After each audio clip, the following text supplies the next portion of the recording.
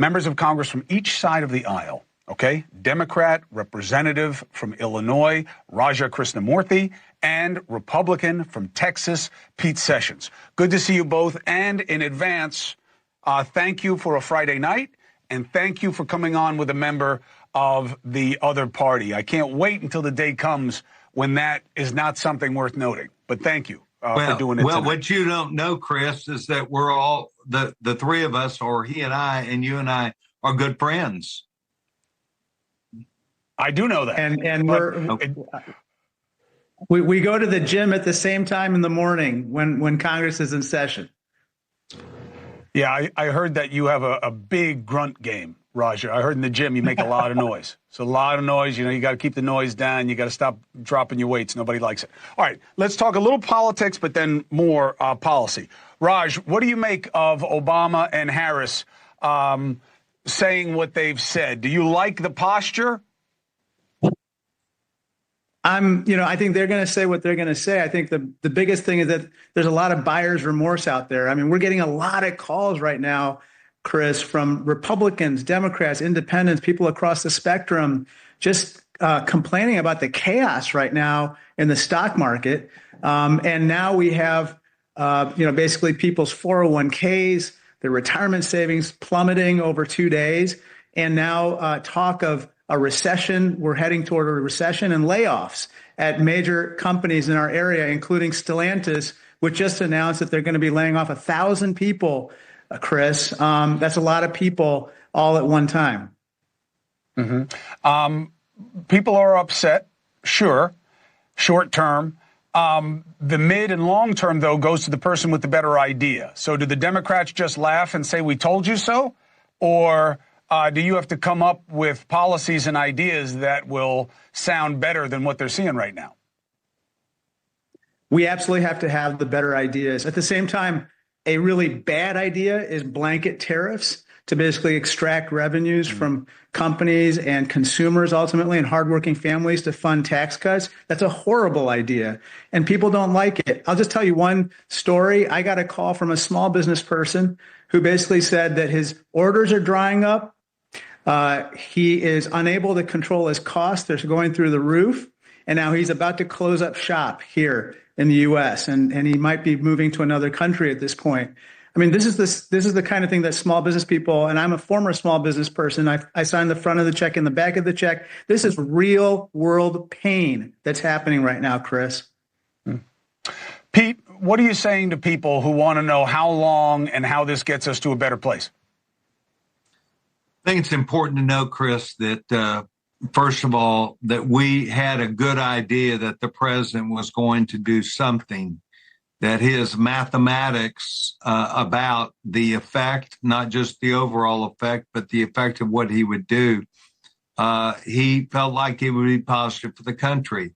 I will be quite blunt. As I've always said, I am a Republican. I'm a Ronald Reagan Republican, and this is not something that I would focus on. But with that said I was willing to listen to the president to see where this went.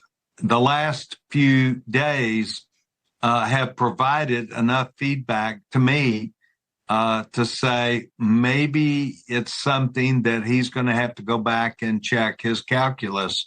But I saw the Secretary of Commerce on today, Secretary Ludwig, and he said, President's going to end up sticking with this. So I think next, now that we've seen the answer, we need to ask the questions. Okay, tell us more about your expectation of performance. Tell us more about what you would expect to gain from this. Please tell us how long it would take. Just like any other policy debate or decision, we need to know more about it. I spent a great deal of time last week with the USTR. One of the guys that's there, Larry Calhoun, came to my office and we took feedback from 10 people across Texas, and they spoke very plainly, and Larry listened very intently. I still will be quite honest. I don't know for sure if it means that Canada and Mexico will simply be as they were with the trade deal that was the president's. that occurred in 17 and 18. I don't know what exactly is the trade policy for Canada and Mexico, but I will tell you that Texas, my home state, our largest trading partner is Mexico. And if that turns negative, there will be repercussions from every single member of Congress, because it's not just in our backyard that you've already heard that's dangerous. It is a big nut of $140 billion.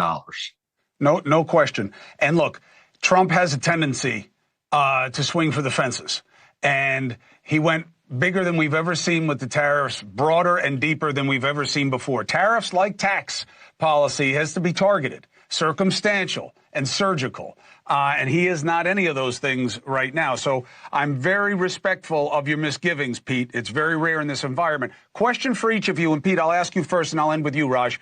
You know, you guys, not in either of your times, because you're both young, but Congress has ceded authority to the presidents over the years, in the 30s, the 60s, the 70s, that enabled this president and others to tariff. But it's supposed to be limited, specific, and in response to an emergent situation. You can argue very easily, Pete, Trump does not check those boxes with what he's doing right now. Is there any movement within the caucus to say, hey, we gave you authority, we didn't give you authority to do this? Well, certainly the Senate has indicated that they do follow that pattern, that they would want to make sure that within 60 days, there had to be a vote on these. But I think in some respects, and I'm not arguing for any president to have more nimbleness or authority, but the expectation is, and I think we'll still see it here, if the results are not what the president has said he expected or would be, then he would be expected to accordingly move that way. I think that we've not heard enough, and I have not, about, okay, now that I've done what I've done, here's the expected performance that would come from them. We have heard it's done to make the American worker better, to bring jobs here. Let's now check that math. And I'm willing to let the president give that assertion, because it's his math that's taken us here. Well, it's somebody's math. I hope it's not ChatGPT's. I just wish he had done it before. Raja, last word to you. What do you think on this? Chris, it's based on fake data, man. I mean, just take one country where he says he's putting reciprocal tariffs on, Israel. He said Israel is imposing 33% tariffs on American products. You look at Israel, they're imposing 0% duties on American products as of April 1st.